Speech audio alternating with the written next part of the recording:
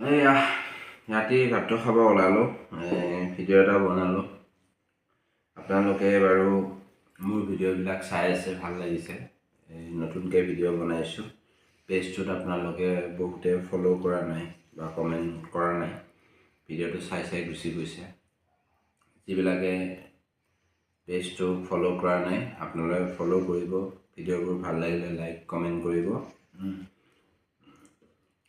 এয়া আজি ৰাতি ভাত খাব ওলাইছোঁ। খাচ দৰঙীয়া ভাষাত এইটো কাঠ আলু মাটিৰ তলত বহুত ডাঙৰ হয়। আজি বনাইছে ধুনীয়াকৈ,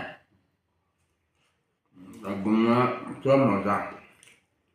তাৰ লগত লোকেল মুৰ্গী কণী খাইছে আৰু পিঁয়াজ। আমি চিম্পুলকৈ খাইছোঁ ভাতটো, এনেকৈ খাওঁ বাৰু বেছিভাগ।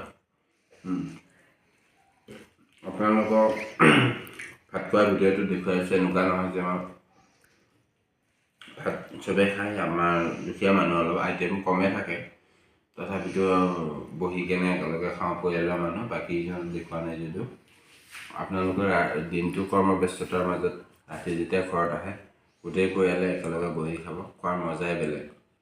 Good night.